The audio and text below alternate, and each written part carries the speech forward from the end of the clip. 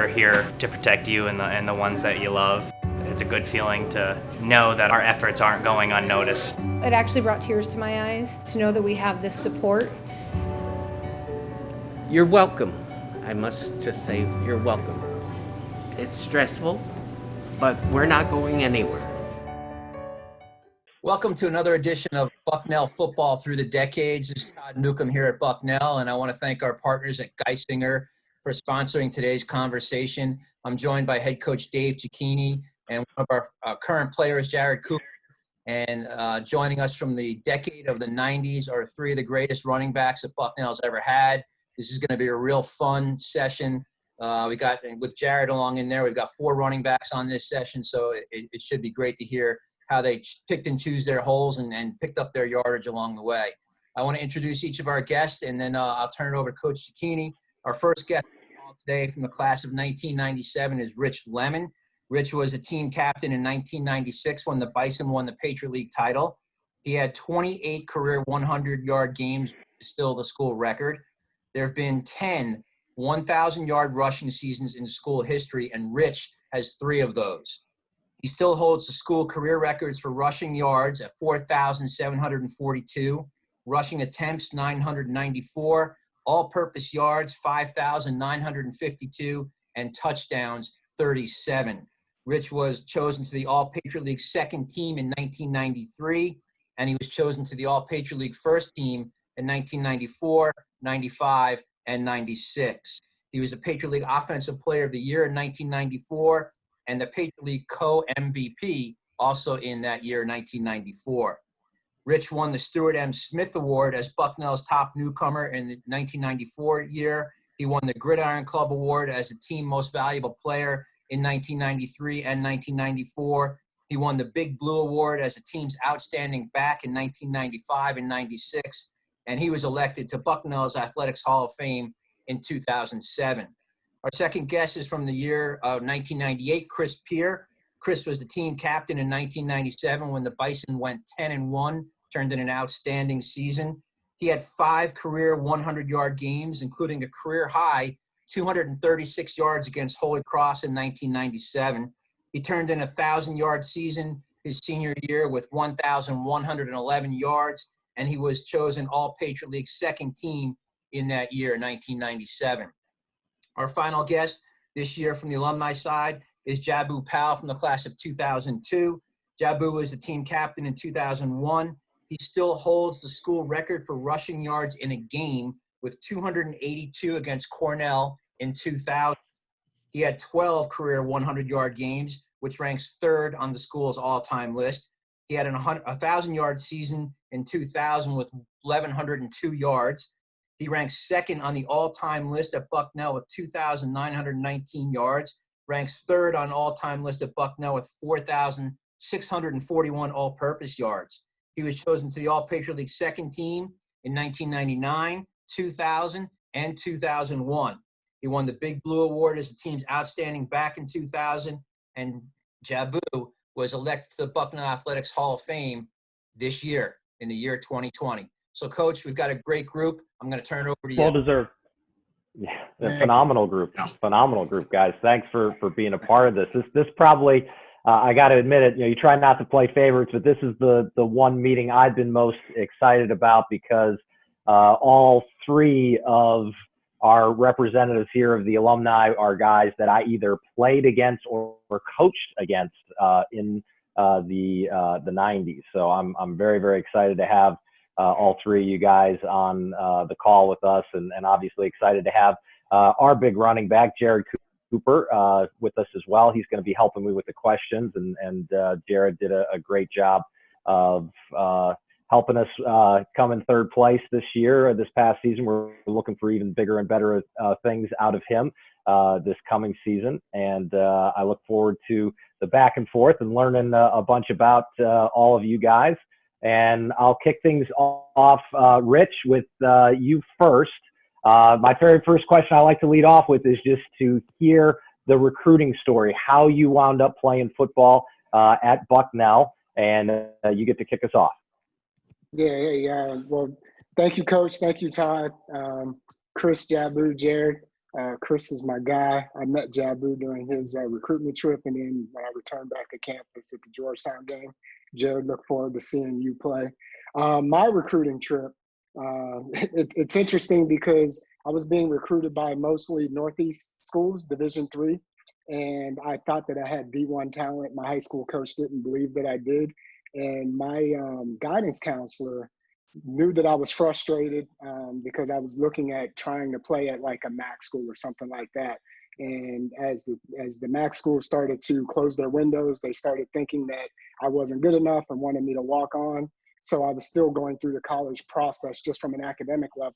And I was about to go to Johns Hopkins, and she said, Richie, they don't have a football program. I said, I understand that.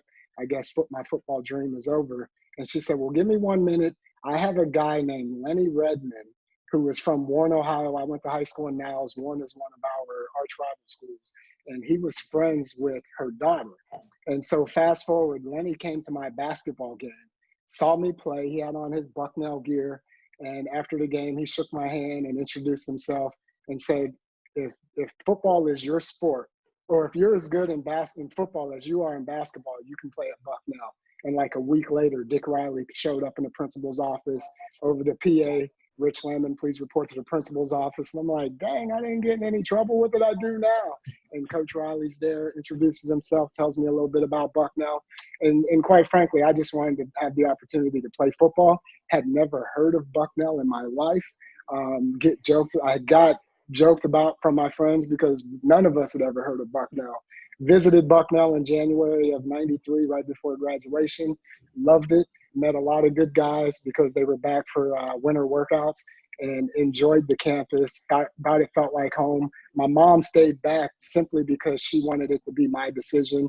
We attended of course I committed. We attended the spring game, and the rest was history. Wow. Outstanding. All right. Chris, you're up next. Tell us your recruiting story. Oh, wow. Well, it started out, I went to a Metro Index football camp. I'm not even sure if they have Metro Index anymore, but had a football camp in between the summer, in between my junior and senior year. And at the time, the late Mike O'Connor, Coach O'Connor, was there, and I'd spoken to him, and that's where I first started to be in touch with the football. And kind of like Rich, that was really the first time I had heard of Bucknell. Found out it was like tucked away near Penn State. So the communication kept through there, and I was getting ready to go to a basketball game my senior year, and I got a call from Coach O'Connor with the news, hey, we'd like for you to come to Bucknell. And it was literally like I had stopped him to grab my stuff. I was getting ready to catch the bus, and literally I talked to him for a few minutes, and I was like, I'm so sorry. Like, I have to go. I don't mean to cut this short, but I have a bus to catch. We have a game. Yes, I would love to come to Bucknell. Thank you so much, but I really need to go. I can't really talk right now. So I felt bad, but I really knew I had to, I didn't want to be left behind. So you're kind of in a rush like that, but I tell you what, the best decision I've ever made. Yeah. Absolutely. The best decision I've ever made. That's a great story. Great story. All right, Javu, you're up next. Let's hear your recruitment story and how you wound up playing football at Bucknell. Yeah, mine's a bit unique. I was recruited by Coach Turner out of high school, and I don't know, he just really struck me as honest. But at the time, I had already committed to play at West Point, so I started at the prep school there, and I just wasn't really feeling like that was the place I was supposed to be. And when I decided to transfer, I started thinking about a lot of the coaches that I spoke to during my recruiting process. And he was the first person that came to mind. So I gave him a call to see if there was still any interest. And by that time, it was maybe April, I had already returned home to Florida, and he was basically on the next plane to come down to visit me. So we came down to visit, came to my mom's house, and we spoke. And, I said, I'm really interested, in your school. And he said, great, we can do that. So next thing I knew, I was on a plane to Lewisburg, and the first time I set foot on campus was really right before freshman camp. So I didn't take any recruiting visits. I didn't check out the school or anything. I just really believed in the school based on my recruitment from Coach Turner. So I really trusted him, and it was the best decision I made, honestly. That's quite a big leap of faith right there. Just to be like, hey, let me hop on that plane, let's go. Yeah. I mean, he felt I don't know. I just felt a really strong conviction that he had my best interest in heart and his heart, and I felt like I can bring some positive to the program, and he felt that too. So I said, and then they were going to let me play running back. All the other schools that recruited me either wanted me to play corner, or the service academies wanted me to play quarterback, but I felt like my true position was at running back. So I was happy for that as well. Yeah, I'm pretty sure you proved them wrong. All right. Well, good. Let's move on to our next question here. And Chris, we'll start with you first on this one. So as a player, talk about, what was it like showing up as a freshman, your first day of freshman camp and making that adjustment, and then how you matured from that first day, that first practice on through your senior year. Unbeknownst to me, I didn't realize Bucknell had human training dummies to be in tackling dummies. And I thought that maybe that's why I was there. I went from maybe having on my high school team 2-3 running backs to my freshman year. I think, Rich, you can, correct me if I'm wrong. We had maybe 7, 8, 9, and we had them, it was color coded. I think blue was first team, red, orange. I don't even think Crayola had a color for what I was on. So it went, when I first started, it was like very eye-opening, very, very eye-opening. And that was under Coach Maranzana. And then our sophomore year, late Coach Gadd came in, and the numbers kind of went down. He had a different philosophy, and there were, maybe 4 or 5 of us. So there was a good group of guys, a core group of guys that we really stuck together and encouraged each other and helped each other. And, by the time junior year came around, this guy was still setting all the records. So all I could do was learn from him and be patient. And I had 1 year to try to make it happen. I was fortunate enough to do that. And I would just say, from the beginning, my first day of freshman camp to that Colgate game my senior year, I would just say that the word I had to learn was patience. And but watching guys such as Rich just really setting the bar high, and how he went about things, it was a great example for me.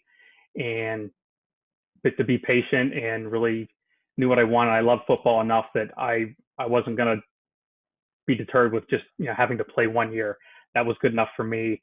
And I just had a great career and I really enjoyed it. But yeah, patience would be my word to describe my 4 years from freshman to senior year. Yeah, absolutely. No doubt things have changed in the Patriot League. If you look back then, back in the 90s, every team in the Patriot League, the roster size was really high, in the 110, 112, 120, certainly not uncommon. Of course, most teams had JV schedules back then. So if you didn't play in the varsity game, you had JV. And you fast forward to today, our roster size entering last season, I think we were at 86. This year we're right around 90. So still much lower, and not as many of those tackling dummies that the human tackling dummies that were around there as freshmen, and sometimes thrown into the fire maybe a little bit before guys are ready at times. So the times certainly have changed. So Jabu, you're up next. Let's hear about how you matured from day one at Bucknell through your senior year. Yeah, I mean, I came in, bright-eyed and expecting to be a starter, and and everything was going to be about me, and I was going to break all of Rich's records, and I wanted all of these things. And being a young kid, you're kind of selfish in that way. And I think coming in, trying to be the guy, and you're humbled really quick for sure that you're playing a different level of football. But I think the main thing that I definitely matured about is being a little bit more selflessness, and understanding that the team comes first, and learn how to work within my teammates, and being a cog in the machine, and making sure the machine works as well as it can. And that's, definitely with the help of Coach Gadd, that definitely helped there, where me thinking that I am highly skilled, and but I wasn't as responsible as other players. I wasn't as accountable as other players. So being able to understand that, and understand that myself doesn't always come first, was probably the biggest thing that definitely helped, coming in as a young kid, and then by the time as a senior, really understanding that. And I think our program at the time was really geared for us to teach the younger players coming in those same lessons. So it was definitely something I had to learn for sure. Yeah, absolutely. Yeah. All right, now Rich, your story. Unlike 90% of the incoming freshmen, you had a relative immediate impact, obviously, for the team. But how did that change over the course of the years, coming in as a freshman and figuring things out, even though you did climb up the depth chart pretty quickly through your senior year? Yeah, Coach, not so immediate. Similar to Chris, when he breaks down the color code, I came in as the 6th team. I was on the purple squad. I'll never forget it. I remember freshman camp, came in with a guy from Pittsburgh, Mike Pastella. He was like 190 pounds. He was faster than me. He was stronger than me. I called my big brother the same night that we got tested, and I said, I'm going to be sitting for freaking 4 years. I made a bad decision. This is terrible. And so fast forward, Coach lays a depth chart. I'm on 6th team. I'm purple. And he says, if you don't practice, you drop on a depth chart. And, fortunately, but unfortunately, a sprain here, a pull here, a messed up shoulder here, a stinger there. And then now I'm sharing time with Craig Svensson in the first team huddle. We opened up with Bloomsburg, Division II school. Bucknell is supposed to demolish them. They wanted to let Craig rest because the second week we had Lafayette on the schedule.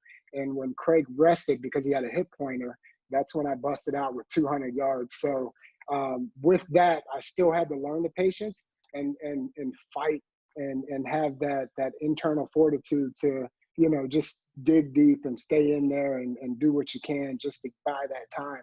I didn't have to wait as long as Chris. It was kind of quick for me. And then I battled the injuries, but learning from the upperclassmen, because as a freshman, the coaches would be like, you're a leader on this team, you're a starter, you make impacts. And I'm like, Coach, I'm 18 years old. Come on. These guys have goatees. Like, I barely have peach fuzz on my face. I'm like, how am I going to lead a bunch of men? I'm just a kid. I think I was like, at the Holy Cross game, I weighed in at like 144. And it's like, these are men. I can't do this. Kidding me? And so going forward, just learning how to lead from those good men. I had great teammates in 93, 94, 95, and 96. And so going through, when I got to Bucknell, I relied heavily on just my talent and instincts, and then learning from Coach O'Connor and Coach Riley how to study film. Back in high school, all I did was watch film. But I learned really how to study film. Chris and I love Chris to death. I love his story. I love his patience. Chris is actually the only running back that I was really friends with, because those that came in, they were told, don't worry about Rich, you can take his job. And of course, Chris pushed me and tried to take my job, but we were actually workout buddies. And so there were plays that Chris would come to me and we would chat about what to read, the strong safety on this play, the inside linebacker on this play, understand all of your linemen's positions and what they're supposed to do on the outside off tackle, inside, counter tackle traps, whatever it was. And Chris was one of those guys that I friended. I didn't have any friends at running back because the competition was so stiff and everybody came in like Jabu. I'm going to have Lemon sitting on the bench. And then coach is telling me, we're going to have a guy come in and you're going to be sitting on the bench. And so what did I do? In the summer, I stayed all summer. I gave up my girlfriend. I gave up time with my mom. Everybody knows I love my mom. And I worked my butt off because I didn't want to have the sophomore slump or the guy that was a junior and let a freshman take his job. I wanted to perform and be consistent for 4 straight years. And learning from some of those seniors my freshman year and then the juniors my sophomore year kind of pushed me because we really had a lot of talent, but we were battling against the likes of you and Eric Marsh, and it was tough for us to get over that hump. And then finally our senior year, we got over that hump. So a lot of lessons from freshmen from 93 to 96, and some lessons I tried to incorporate and give to guys like Chris and Marius Misiak, some of the guys. And, our championship game, I didn't even really play. Like I sat out at the end of the first quarter and Chris handled that show. And that's where Chris got all that confidence and handled his business. And then the next year, the team wins 10 games. Like it's crazy. I was not a part of that. And so trying to instill the confidence in the team, of course, we got that from the coaches, but it started for me with the guys that I played with early on. And so love my teammates, love the journey that I had, the ups, the downs, the injuries, being benched for my poor attitude at some instances or not going to class. And I'm sure we'll talk about some of the lessons learned from the experience. But yeah, it was a great journey that I thoroughly enjoyed. Absolutely. That's outstanding. As a coach, you always worry about, again, a player comes in as a freshman and usually through injury gets thrown into the fire a little bit earlier than maybe they thought and winds up having success. And then that becomes your biggest concern as a coach is like, hey, is this guy going to still have that burning desire to improve themselves and to get better? And a lot of times that's what a sophomore slump's all about. It's just somebody saying, hey, I showed up and it was a little bit easier than the way it works out for most people. So I will continue to be great. And they don't really fire off all cylinders all the time and kind of take it easy. And then they go through their sophomore year and things don't just happen the way that they magically thought it would. So obviously it worked out great for you and you had an incredible career, but those are some great stories right there. Thank you for that. So I'm going to turn things over to Jared now. So Coop's got a question for you guys. Take it away. Yes, and I'd like to start by saying all 3 of your careers are extremely impressive. And I'm only going into my junior year, but I feel like I can relate to like more than half of the things you guys are saying. It's kind of crazy. But if I could start with you, Chris, if I could ask the question, what advice would you give me or any of other players that are in our program today about the college football experience at Bucknell? Enjoy it.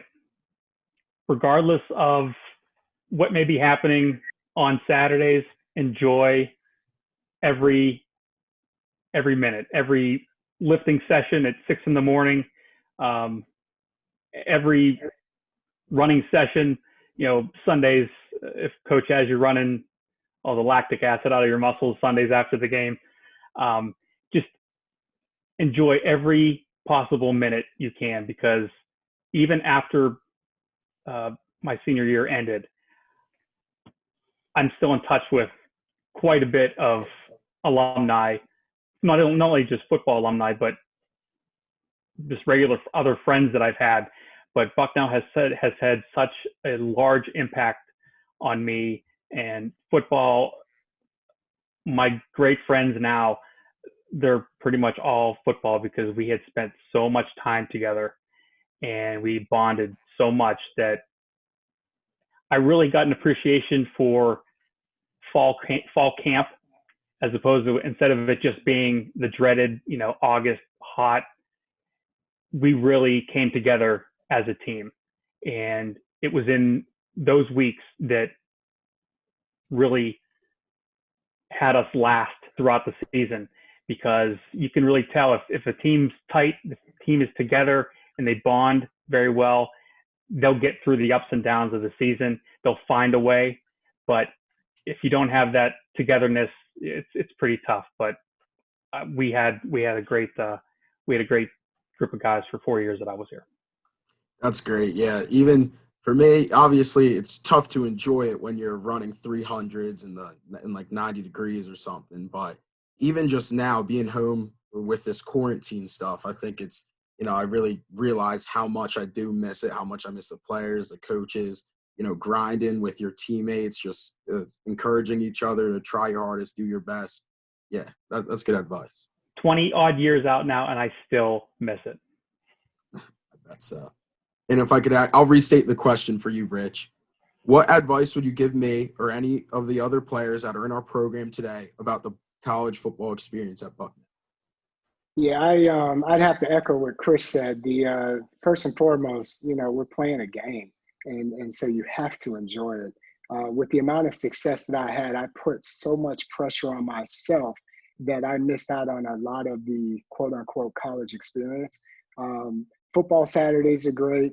The traveling and doing Friday meals with the team are great. I hated the early morning meetings for scouting reports, and I hated all of the workouts. I hated missing some of the summers, but those are the sacrifices we make when you want to be a champion. But the pieces that I missed out on are the pieces that other classmates that weren't athletes took advantage of. And so I really say just enjoy the total overall experience. Win, lose, or draw on Saturdays, you're still student athletes, and emphasis on the student first and on the institution that you're attending, which is Bucknell University. Like, Google Bucknell and Google the brand name behind that. I work for Amazon now, and that is a brand, and Bucknell carries that same weight in the institution or Institute of Higher Learning. And so I say I have to echo what Chris said 100%. Embrace the opportunity that you have, and embrace the opportunity that your teammates have, and just enjoy it 100%. I look back now, and we actually I met with Coach at the end of the Temple game. We had a group of like 25, 30 guys at that game, and I hadn't seen some of them in 10, 15 years. And it was just like we saw each other last weekend at the game, and it was so cool just to reminisce and have a good time. And guys that had beef with each other because of the competitive spirit of offense versus defense. And now I have pictures of guys that fought at practice, throwing garbage cans at each other and tackling each other, punching like teammates, that competitive. And I've got pictures with them, and I shared it with all our teammates, and they're like, holy cow, those jokers are hugging and taking pictures together. Like, so embrace the relationships, the good, the bad, the ugly. Embrace the overall college experience, and of course embrace the pride that we have in being a Bucknell Bison. I would totally agree. I think being a student athlete, obviously there's a lot you have to sacrifice, but there's so much you also gain from it in the 4 years of playing, having to wake up early. Like, I learned I will never take free time for granted again. 2 years through. So yeah, I totally agree with what you're saying. And Jabu, would you like me to restate it, or? I mean, those two guys already pretty much summed it up, man. I mean, this is a very, very unique time in your life. And every moment that you're going to make, every friendship that you're going to make, man, these things are going to be things that you're going to remember when you're, our age and much older, 50, 60, 70 years old. These are moments that you're just not going to forget. These are friendships that you're creating that are lifetime friendship, lifetime bonds. I mean, a group of guys that I played with in the 2000s and in the 90s, I mean, we still all get together and have a yearly trip together. I mean, a group of 10 guys. I mean, these are my friends that I've had for nearly 20 years now. These are the kind of memories and the friendships and bonds you're making right now. So every moment of this time, man, enjoy it. It's incredible. Even when it sucks, even when you're running, you're lifting, and you can't do another rep, you can't do another anything, man. Just remember that this is a moment that is going to be with you when, you're talking to your son or to your daughter or to your wife or your partner, that you're going to be, regurgitating these memories to them, man. And just remember that when it's tough. It's a very unique time in your life. And I think about at least one of those moments every day,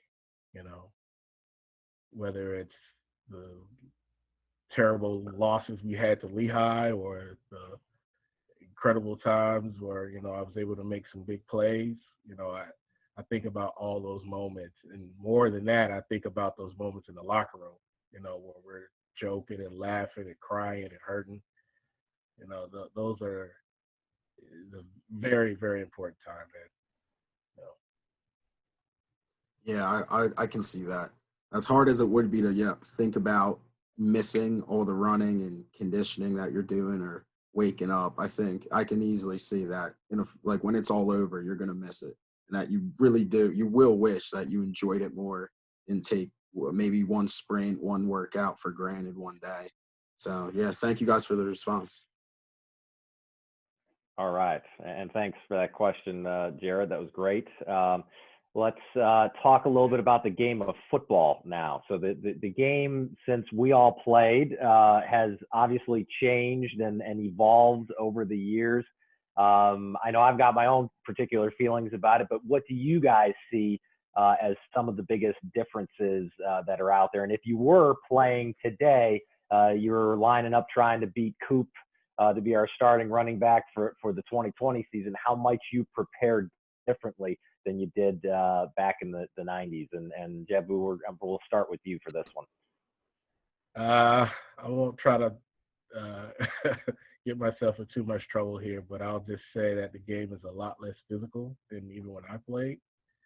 I can even imagine when you played, Coach, that was probably even more physical. But and that's probably for the better. You gotta make sure the safety of the players is the most important thing right now. But I think the game has become more about creating space and your speed and being able to be a versatile player. So if I was playing nowadays, even though a part of my career I did play a little bit more receiver, I think I would try to have my game be as versatile as possible, not just be a great running back, but also be able to make plays out of the backfield, receiving the football, and being able to do all different types of things, move out into the slot and be more effective there and things like that. So I think I would have leaned more on what was probably one of my greatest assets would have been more on my speed.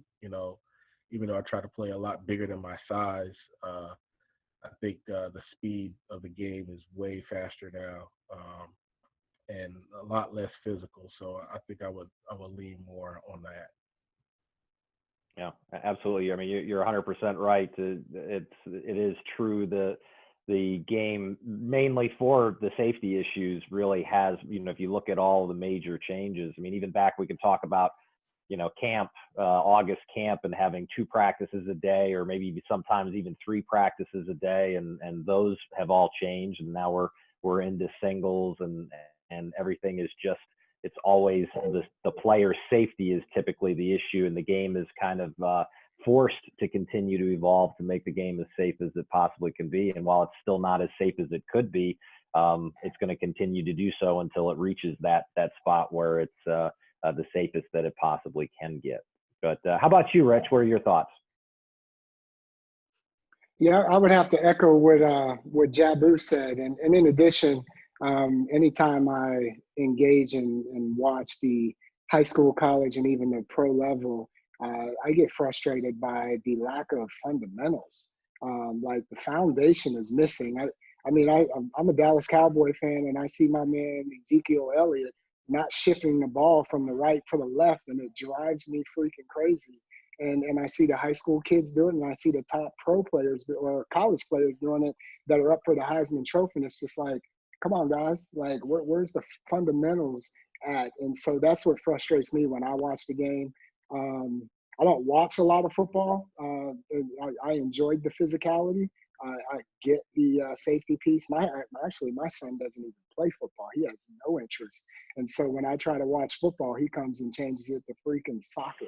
And so, but the one thing that I actually get to see is the fundamentals missing from the game. And that's extremely frustrating for me because I know how hard I worked on my fundamentals. Just quick story, my freshman year, I probably fumbled like 3-4 times a game. I mean, Jared, I fumbled 3 times a game. Like, do the math on 11 games, man. We didn't lose them all, but I fumbled a lot. And so working through the years, by the time I got to my senior year, and I had over 900 carries, as Todd said, from sophomore to senior year, I probably fumbled less than 5 times. And so the fundamentals of ball security, the fundamentals of tackling, fundamentals of protecting yourself as you go up high, grab the ball and secure it, it's missing in the game. And I agree with the physicality part, but if we had a better foundation of fundamental skills, I think that we wouldn't have to take away some of the physicality because that's what we know and love, and that's why we play the game. Yeah, no doubt. There's no doubt that the basic fundamentals have gone slightly downhill, and I really think a big part of that is the speed of the game. Both in practice and on Saturdays, you see these up-tempo offenses. These that run the game at a tempo that back when we played was really only reserved for like a 2-minute drill. But you see it become about getting reps and it becoming more about an endurance match and who has the better physical conditioning and almost better mental toughness than the physical toughness aspect of it because the game's so spread out. But I think that's one of the things that has kind of gotten lost. So the fundamentals, because the game goes so fast, for something as simple as like a defense disguising a particular coverage. Teams used to do that much better in the 90s in terms of disguising what coverages that they were running. And now teams, because they're going so fast, defenses just start getting used to getting lined up because the next snap is going. And so the disguise doesn't become quite as important. So definitely fundamentals have kind of dropped a little bit, and all those little nuances have gone as the speed of the game has increased. How about you, Chris? Well, I guess the other guys have touched on pretty much a lot of the same things that I would say, but I just want to add a couple. I know just with technology nowadays, with the huddle apps and all the iPads and everything, you have access to so many either techniques or different styles that you can learn on your own, as opposed to whenever you're not in the locker room or whenever you're not with your coaches. Whereas in the past you were just given a playbook and you were left to just diagrams and arrows and X's and O's and what you've done. So now players have the ability to really kind of dig deep and learn not only about what they're learning about, but what other teams could potentially be planning about or planning to play against them. So I think the technology is one thing. And then the other thing too, is just strength and conditioning. My high school, we barely had a weight room, if you would call it that. It was just one half of the locker room. And it wasn't until I got to college that I realized the importance of lifting and conditioning and eating. And my son, who does play football now, it's amazing what off-season programs they have. I mean, their off-season program for high school was nowhere near our in-season program when I was in high school. And even it's almost at the same level as it was my sophomore through senior year in college. So it just everybody's getting more prepared. They're bigger, faster. And I guess, looking back, if I had one thing I would do differently, I would probably focus more on preparing myself, lifting and conditioning younger, so that when I make my way to college, I'm better prepared to, endure camp or endure a season or just endure the rigors of the game. All right. Right. Yeah, there's no question. There's much more science involved in the strength and conditioning, certainly than there was, back in the 90s. And while we felt, at least I felt at that time, like, okay, we've come a long way from the 80s or 70s. It's amazing how far things have progressed, in the next 30 years following that. So, okay. All right. Well, let's move on to, I love this question. I want to hear your most memorable experience as part of the Bucknell football program. And Chris, you finished off, so why don't you lead us off on this one? What was your favorite memory? I got to say that fall afternoon in 1996, whenever Brandon Little knocked down the pass in the end zone to win the Patriot League championship. Nowhere did I ever think when I went to Bucknell that I would be a part of, not that it was ever conceivable that I would never be, but it just wasn't really on my radar. I'd never been a part of a championship team to that point. And even looking back to that season, I think we won it with a 6-5 record. So it wasn't like we dominated the season, but just as it worked out, we did well in the league. No, not so well in the out of league games. But when the morning of that game, the reality is like, holy cow! Like, we have the opportunity to be champions. And actually, the other thing, going into that game, I didn't think Rich was only going to be playing a quarter, and that I would have to be jumping in. And then Rich puts me in whenever we're 1st and 10 on our own 5 or 6 yard line. It's like, oh yeah, you got to go 90 yards that way. It's like, wait a second, do you want this guy in there, or where's Rich? So, I mean, just the way everything unfolded that day, definitely the most memorable moment of my career and time at Bucknell, for sure, hands down. All right. How about you, Rich? Same thing? Most people would think that it would be the same thing because I battled so long to try to secure that Patriot League title. And obviously it's near and dear to my heart. Everything Chris mentions, I echo. I mean, it was such a thrilling time. But for me, being from a small town, youngest of 5, first to graduate college, and always doubted you're too small to play football, even at the high school level.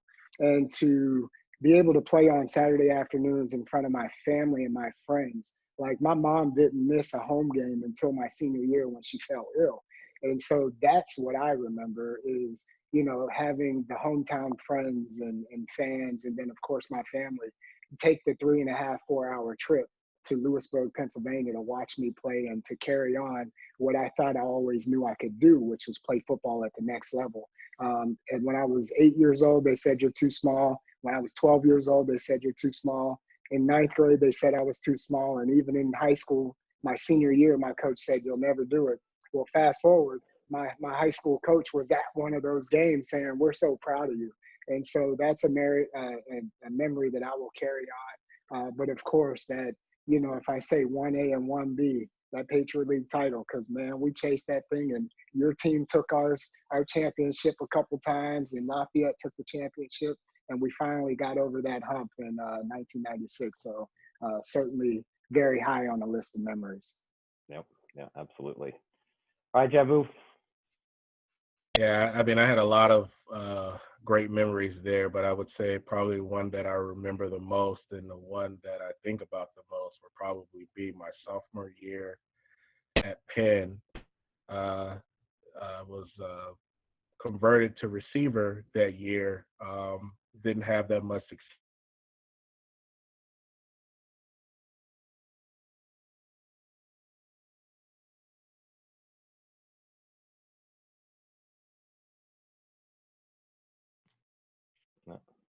Everybody okay? Can anybody hear him? I can't hear.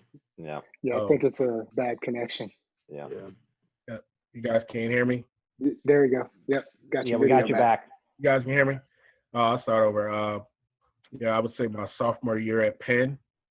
I came in my sophomore year, was really out of shape, and really trying to still think I was the guy and I was going to be the man, and I would get converted to receiver, and I was penciled in to start, but I didn't come in shape. I didn't come in prepared, and for the first part of the year, I kind of sat the bench a little bit to humble myself and watch my teammates go out there and perform, and I wanted to be there and be a part of the action, but I didn't earn it. So I got myself in shape, and it took some games, and probably about, I think it was like the 6th game of the season, I got a shot to play. A couple of guys got hurt, and Coach Gadd threw me a bone and let me go in and play that game. And I had a really, really big game. And it kind of jump started my career again at Bucknell. And I think about that moment a lot because it was basically what I needed to understand that nothing comes easy. I had to earn it. It wasn't going to be given to me. And I think about that moment so much. And I wanted to go out there, perform, and be great. So I never let my teammates down again. I never let the coaching staff down again with how I came in and just thought everything was supposed to be given to me. So that I would say that would be the moment. Even now at 41, man, I think about that moment a lot. Wow, it's powerful stuff. Great story. Thank you for that. All right, Jared, it's your turn to ask a question. All right. So kind of tipping away from the topic of football a bit and like talking about the other aspect, obviously, that Bucknell promotes, the academics. My next question, if we could start with you, Chris, would be what advice do you have about networking and finding the right job after Bucknell? Well, let's see. When I wasn't on the field or, at practice, I was at Dana Engineering. So I did everything but sleep there. So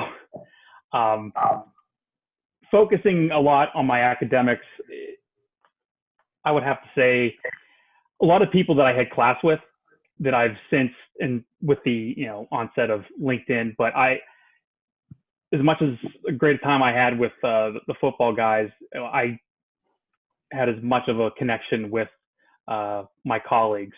And it was actually through my first internship was a combination of football and engineering.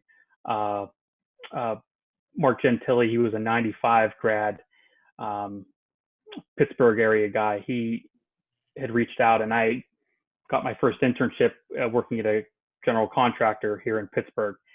So for me, it kind of worked out well because it was football and engineering. But I eventually, when I was at Deloitte, working in the field that I'm in now, a TA of mine who was a year ahead of me in engineering, who I didn't remember off the top of my head whenever he first heard that I joined the firm, but he's like, "Oh yeah, I remember grading your papers in college." So it definitely the school aspect, the academic portion played a big role with both getting jobs and also networking within my job with the guy that I found out at Deloitte that was my TA. But as much as I focused and worked hard on the field, I worked equally as hard in the classroom just to maintain my GPA. But I would say it was equal in terms of my academics and athletics with working with everybody and trying to network as best I could. Okay, I just want to say I can relate to that engineering experience for a year. I went through it my freshman year, and I agree with that whole doing everything in Dana on the field except for sleeping there. But I think there were a few times where I did pass out doing some homework. So, but yeah, it was a tough experience. Jabu, would you like me to restate the question? I would say, expand your network as large as you can. I mean, when I was in school, my network basically consisted of, the athletes at school. And that's probably one of my biggest regrets. I probably should have connected with a lot more students that weren't athletes. I mean, I still ended up having a really big network. But I would echo the thoughts of what Rich said, that the Bucknell name is a brand. And that's something I learned moving into the work field, and you're going to get a world-class education there. World-class. And I mean that because I work for a German company and people in Germany know about our school. So take advantage of that for sure. And definitely expand your network as much as possible because there are going to be classmates of yours and even yourself that are going to go on and do great things, and you guys being able to help each other do those things is paramount. Yeah, I can totally see that with like within class already. I'm glad I wasn't an engineer my first year because I didn't have I didn't have one class with another football player. And a lot of my teammates were in classes with football players and were only discussing like homework with them and not really expanding. But after the first year, I can say I have at least 20, 30 kids who are outside of football that I'm really close with, that I talk to if I see them on campus. And I know that already helps with expanding my network. And then Rich, if I'd like to hear from you. Yes, sir. Jay, I'm sure you've heard, it's not what you know, it's who you know. Fortunately for you, you go to Bucknell University, so upon graduation, we already know what you know. As I mentioned and Jabu reiterated, it's a brand. People are familiar with Bucknell. I'm super supportive of expanding the network. I was kind of fortunate in my career because there was a lot of excitement around the football team because we had a tradition of losing, and then all of a sudden we were threats in the Patriot League where we were no longer, looked at the bottom tier. We were in that top tier of threatening for the title. And then me being impactful on the field, there were folks that knew me. So I had a little leg up with networking within the different departments I was an engineer as well the first year. And then with the business courses, the business department, and then economics departments, and then the arts and sciences. So I networked throughout the university. At the time, we had a NCAA liaison. We had leadership folks. So I networked with anybody and everybody just because, of my accolades on the football field, but I had to take advantage of it. And I still take advantage of it now. And I encourage you to take advantage of it and utilize Bucknell as the brand that it is. The Bison alma mater, the Bison Alumni Support Network is super strong, but when you open up and look at the entire institution of Bucknell, I didn't know until I started getting more involved with the Alumni Association in Atlanta. There's over 500 people that graduated Bucknell University in Atlanta, Georgia. Had no clue. I was out of work for a year and a half. The year my son was born in 2007, well, actually 13 months. He was born in October 2007. I started networking. I had the Bucknell Business Directory, and I started networking with the alums that graduated in the 80s or prior to me, early 90s, just to try to start to build a broader network, not necessarily to gain a job, but to get some insight in where I wanted to take my career in the future. And every job that I've had, all the way back to when I was a kid in high school, has come from someone I knew, whether it was my brother, whether it was a coach, whether it was Tim Sweeney when I went to IBM on an internship. Amazon now is from a guy that I worked with at Home Depot. We worked together on a project. We were both managers. He moved on to Amazon, called me a year later and said, "Hey man, how's it Home Depot treating you?" And that's just a quick demonstration of how powerful your network can be for you. I've worked with companies like IBM, Homeland Security, Walmart, Home Depot, and Amazon, and I've never gotten any of those jobs without a referral or someone within my network saying, "Hey, Rich, here's an opportunity for you. Are you interested?" And so that's how strong the network can be for you. And going to Bucknell University, you have a leg up over, quote unquote, your competition, which are classmates within the institution or classmates in the out there on the pack in a pack like Stanford, Duke, other Patriot League schools. They're all your competition. And so the stronger your network is, the better opportunity you have to be successful. Okay, thank you. And that's really funny you say that, because this morning, actually, I woke up and I was thinking how I've had 4 jobs in my life already. And I was thinking every single one of my jobs has come from a friend, like a recommendation, their dad telling me. And I was thinking, is that me not reaching out enough? And the way you just put it makes it sound like it is you reaching out. The fact that people are coming to you, knowing that you need hours, people are asking you, talking to you about what jobs you would be looking for, instead of you going out yourself and trying to find something. You can just have a normal conversation with someone one day, and a week later they text you, "Hey, a job opened up." And that's just because you talked to them, you reached out to them about something that you wanted. So that's a very interesting perspective to look at it from. Thank you. Yeah. Yeah, definitely. It's not once you know it's who you know, that's over half the battle right there. That's some great advice. Well, let's look back at your guys' careers here, and let's see if there's anything. If you could go back and do it again, is there something through your time at Bucknell, either on the gridiron, socially or academically, is there something you would do differently if you went back to do it all again? And Rich, I'll kick it back to you to start us off. Oh, Coach, you're killing me, man. Uh, there's so much that I'd do again. I mean, I had a great career at Bucknell, but there were so many missed opportunities. Coach Riley, who recently passed away, we did not get along while I was at Bucknell until I matured and grew up. And this is the guy that invited me to play football for the university.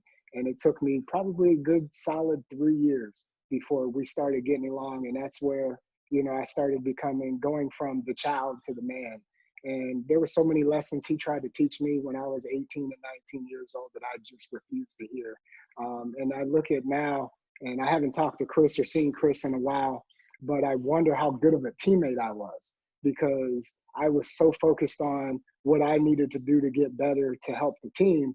But ultimately, it was still a selfish approach because it was me doing me. When Coach Gadd took over, he tried to incorporate me into the team. Coach Gadd and I bumped heads. Brilliant coach, brilliant leader. I call him the Joe Pye of Lewisburg, because if he wouldn't have had the untimely death, Coach Gadd would probably still freaking be there in a walker, going up and down and screaming at everybody the way he did, that Chris is super familiar with.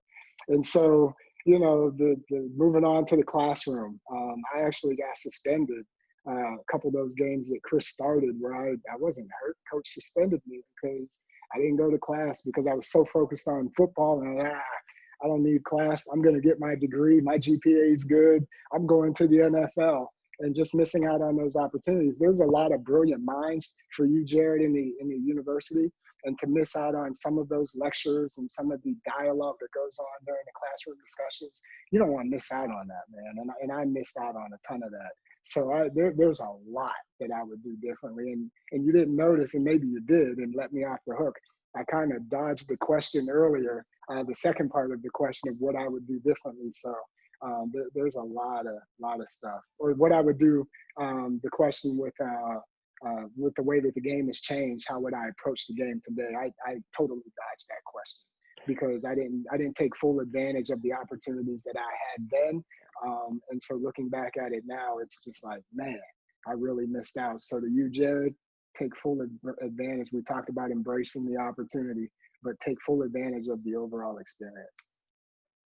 All right. How about you, Mr. Powell? What would you do differently? Yeah. Rich sounds like some of the stuff I did, man. I tell you what, I would definitely take it a little bit more seriously when I was younger. I think I really turned the corner my sophomore year, and I've missed basically a year and a half in order to be a better person, a better man, a better football player, a better teammate. And honestly, man, I had some really brilliant moments, but those are the moments that I think about when I was like, I wish I could have, and that's something you really don't want to do in life, that wish I could have moments. You want to make sure you take care of those. And I just wish I would have, again, just, really, really embraced the Bucknell experience from a social standpoint. I think I was so focused on, just being a football player and being around the football players, I wish I would have, maybe been more involved socially and grew my social network a little bit better, and and really being able to expand my network, where I would have friends outside of football, I would say. I gotcha. An answer I've heard a bunch of times from a lot of the alumni, just being able to go out and just do a little bit more and be a little bit more active and kind of get out of the football only mold. Absolutely. How about you, Chris? Just to kind of touch on that, no regrets about my 4 years there, but if I could do things differently, I would go to as many other activities, and not only just athletic activities, but just other events on campus. I think I hate to say this, but I think I was maybe in the Weiss Center 2 or 3 times in my 4 years there. But looking back, you have a better perspective. I wish I would have gone to see more events there, whether it was outside acts coming in or our students performing. I know when Coach Gadd came in here, he made a point to, hey, when you're in the cafeteria or in the Bison or wherever you're eating, don't always sit with a football team. Go sit and mix with, volleyball or basketball or whatever. Or, hey, when you're done here with practice and there's soccer game going on, go watch, go support your other classmates and your other athletes. And I wish having engineering really kind of put a cramp in that, because I worked very hard just to get a 3.0, but I would definitely do that more, and not in any way sacrifice my friends that I had, with football, but I would definitely go and see as many other activities, both athletic and, art, that I could. Okay. All right. Well, how about this? I know we've heard glimpses from all three of your guys' personal life, but we haven't kind of got fully updated. And obviously, you're going to have a lot of teammates, some of which you may have not had contact with in some years watching this video. So can you do that? Can you just update you on any pertinent information that you haven't shared with us yet in regards to your personal life? And Jabu, you're up first for this one.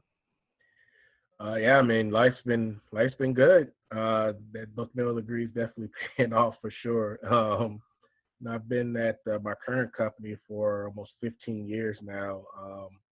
I work in as a data analyst / I work in finance.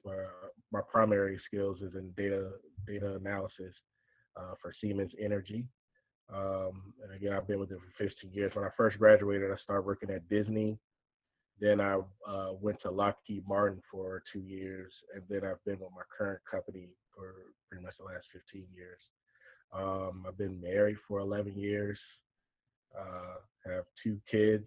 I have a 10-year-old daughter, Jada, 8-year-old son, Julian, who's probably going to be a future Bucknellian. He's an engineer at heart. He likes to build things. He's incredibly intelligent. My daughter is going to probably end up in art school somewhere. She's absolutely brilliant, fashion, and I'm married for 11 years to my wife, who's a graduate of Bucknell, Danielle. She graduated in 2005. So we're doing really great.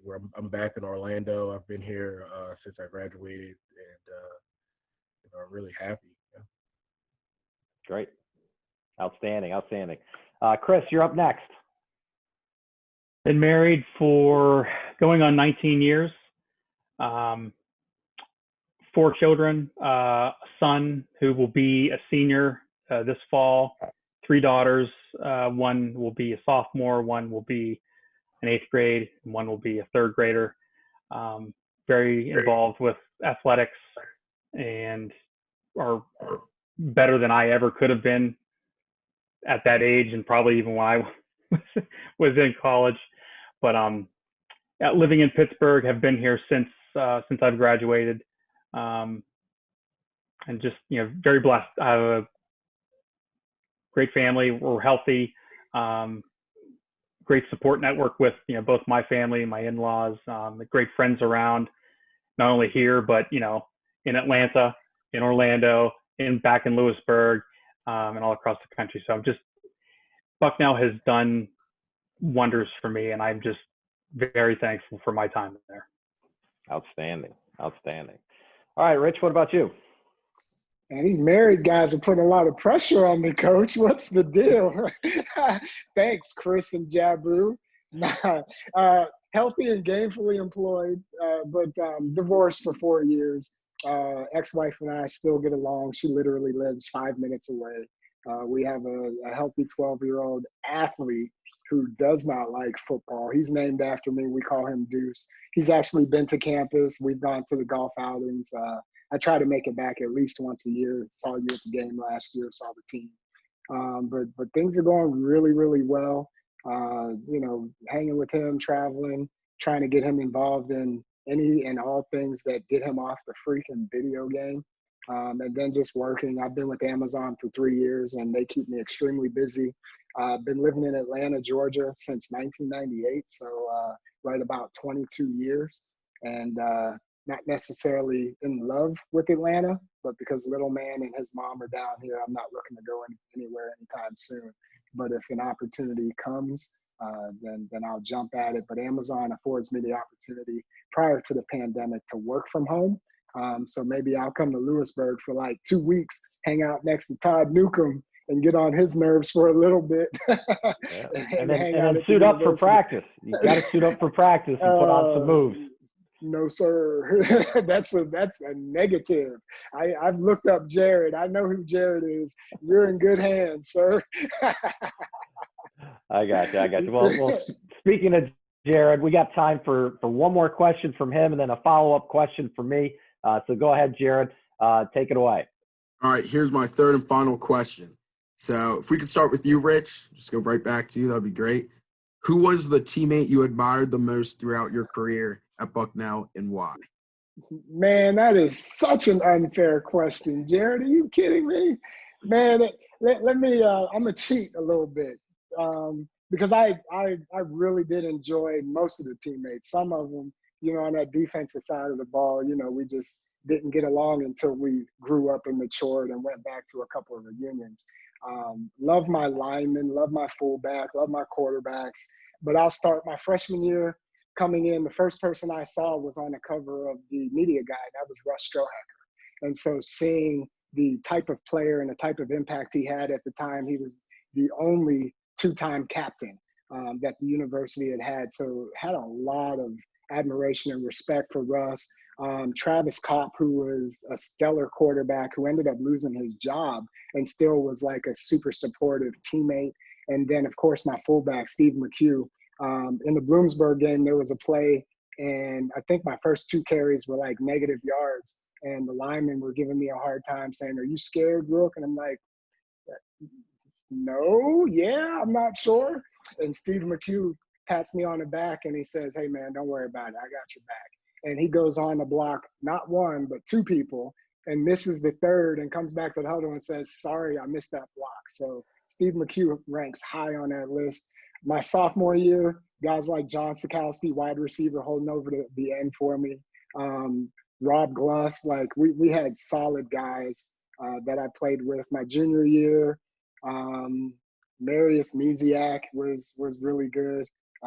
Chris Peer, I'm not just saying that because he's on the call. I mentioned earlier that Chris was the only friend that I had in the position.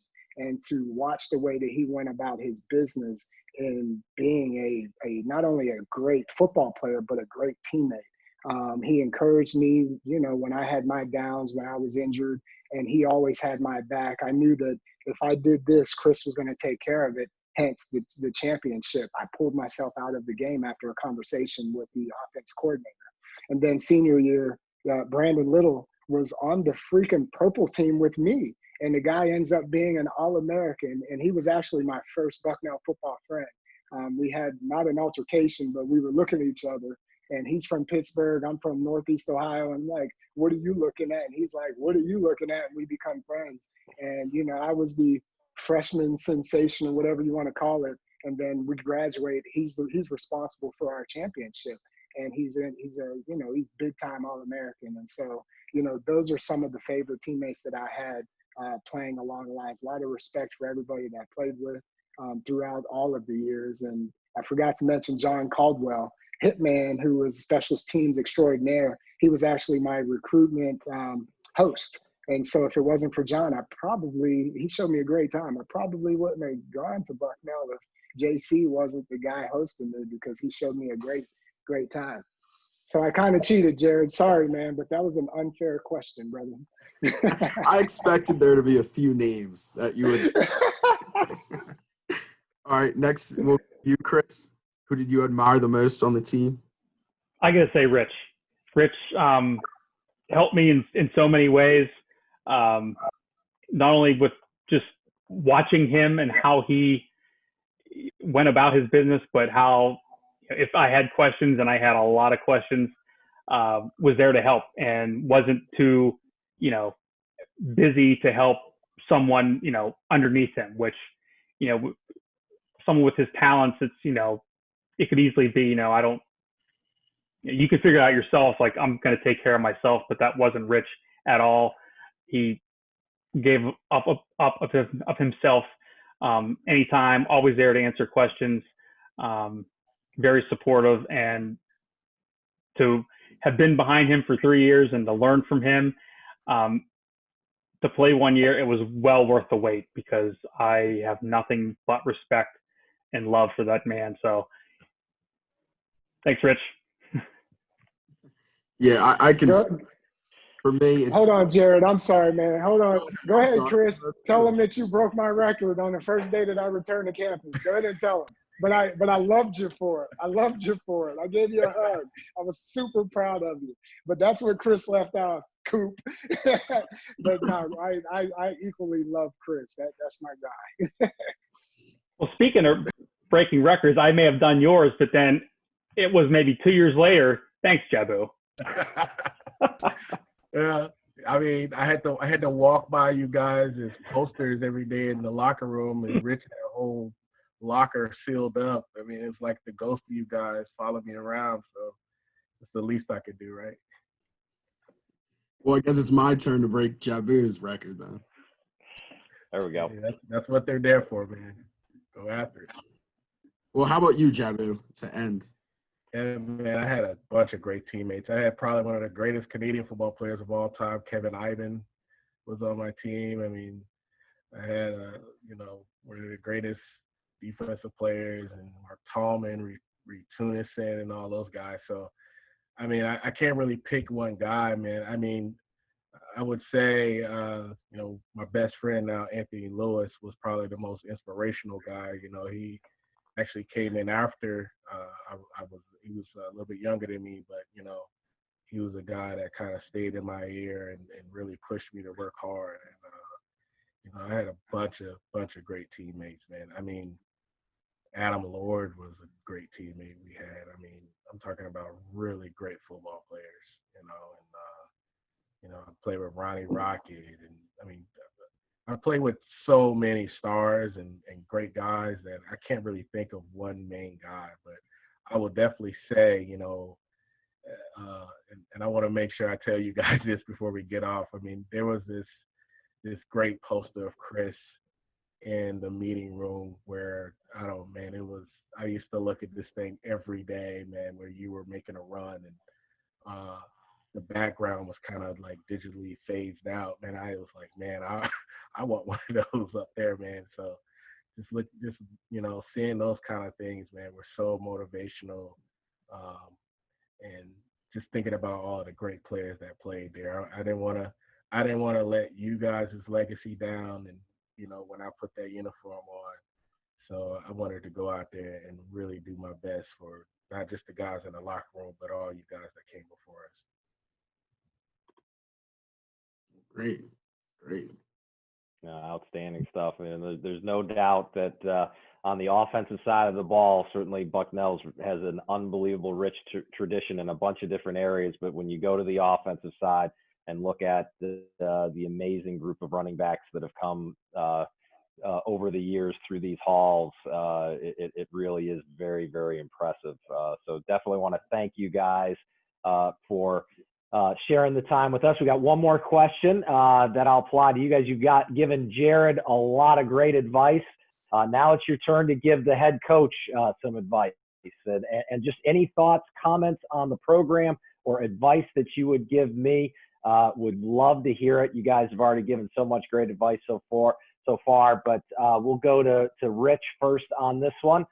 Take it away.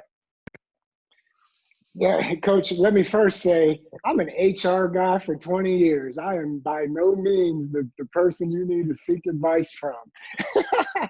But I did have a conversation with athletic director, Jermaine, probably when he first took over, and we were at the Villanova game, I think, and I was telling him about the rich tradition that late coach Tom Gadd instilled quickly. Like, I think he coached maybe 8-10 years, and he's the winningest coach in the history.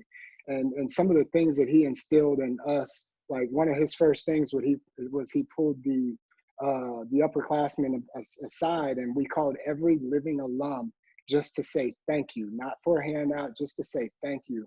And as coaches' legacy started to diminish, some of those practices of having a football tradition went with it.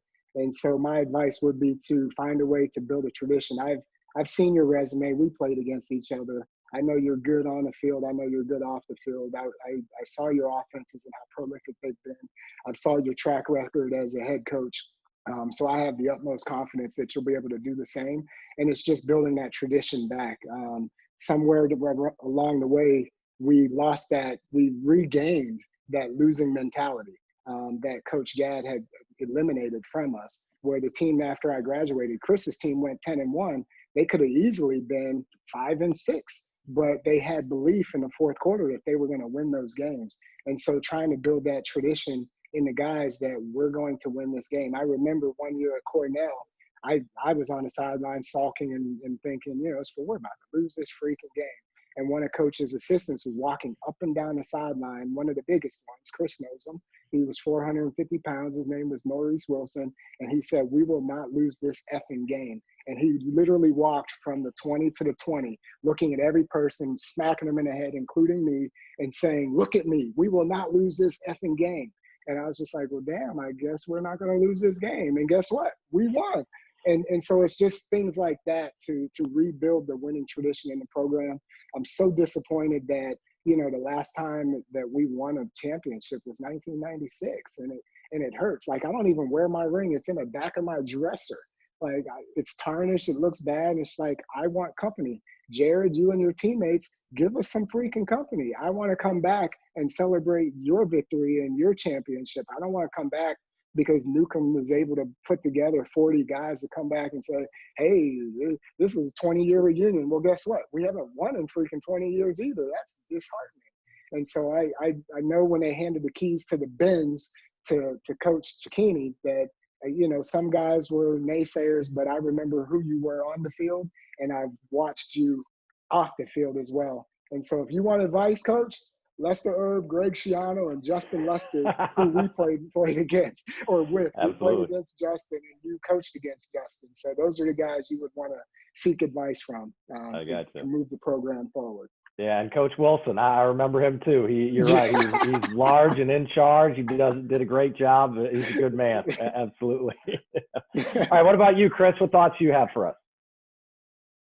Just to have everybody buy in on one goal, and no one person is bigger than the team. And Coach Gadd instilled the success with us with everybody is as important as the next. And we're not going to function, we're not going to win unless 11 players do their job. And it's not just, relying on the quarterback, the running back, the receivers, the linebackers, or the DBs. It's everybody, it's the line, it's everybody doing their part and just making them aware of what is going on, because, you set up a play, an offensive play, and probably not going to run exactly like it was drawn up on a paper or written up on the whiteboard. So how are you going to adjust and be able to have kids that can think, and actually not even think, but react, and to have that mindset of just, adapting on the fly. And the other thing I would say is it wasn't really until I got to college that I realized the importance of special teams. Coach Gadd, every game, would give us the rundown of, net positive or negative yards, and would make a very big deal of, if you're on, the punt team and you're a gunner and you're going down, but if you're, dragging tail and you let the ball roll in the end zone, well, we just gave them 20 yards versus you should have been on your horse and downed it in the 5. kickoff, everybody staying in their lanes. It's special teams is it's another facet of the game. It's not just where the offensive, defensive players don't go or where people go, but really make it important because games are really won and lost, with special teams. So I'd say those are the big things that I would have. Yeah, no doubt about it. When they talk about it being a game of inches, a lot of that conversation boils down to the game of special teams. It's so good to, the difference between being a great special teams football program and a bad special teams football program is really, really small. So absolutely, I'm with you 100%. All right, Mr. Powell, you got the last word here. Let's hear what you have to say. First of all, I want to thank you guys for having this call. I think this type of thing, where you're talking to the different players of the different eras and sharing stories, this is kind of one of the building blocks that it takes to have a great program. And I was talking to Todd earlier before everyone else joined that you reaching out and calling me was one of the first times a coach outside of, any of the coaches I played for at Bucknell have reached out to me. And I just found that, so positively shocking that, you would do that. So, I'm very confident that the program's in the right direction, that you would even do something like that you, think that the alumni are a key component to the program. And I think that's what it takes, that whenever you're building a football program, it's not just about the team. You have to build it from every different aspect, every different, piece of it, from where you're making sure kids are going to class, making sure kids are being responsible and not getting into trouble, and I would like to say that, I have a lot of confidence in where the team is going. I was also talking to him about the season last year, and it didn't go as planned, but, just the fact that we're challenging ourselves to play tougher opponents and, going out and playing the big boys, of the world, that's letting me know that we have a mindset of challenging ourselves.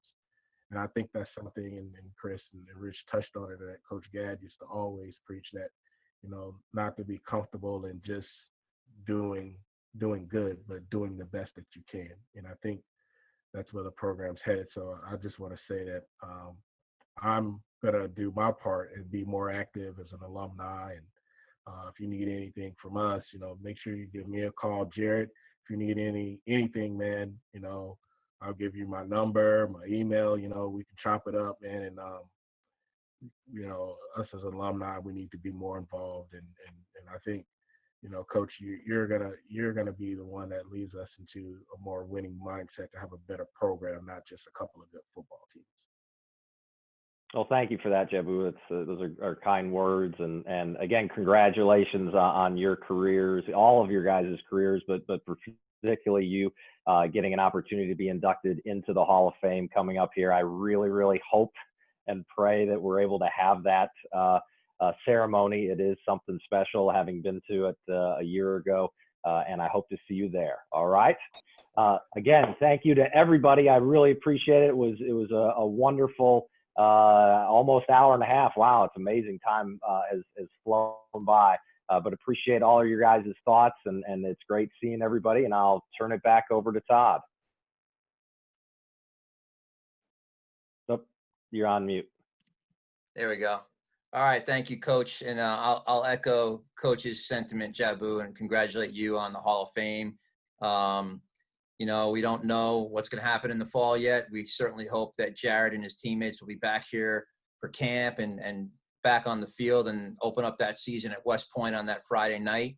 But I will tell you, Jabu, that if we don't have homecoming, I will not be in favor of a virtual Hall of Fame induction. It does not do it justice. Make sure we have the proper event for you. We'll do that in the spring if we have to, but more to come on that later. But again, for the other guys, for Rich and Chris, thanks for taking the time out. You guys are really supportive of the program, and you've all mentioned that there's so many different ways our alums can support, and this is just one of them, and networking is a big one. And I hope you guys are back at some of the games this fall. I hope your families stay safe and healthy, and I hope I see you soon at a game. And for those of you that were watching out there today, thanks for watching, and go Bison.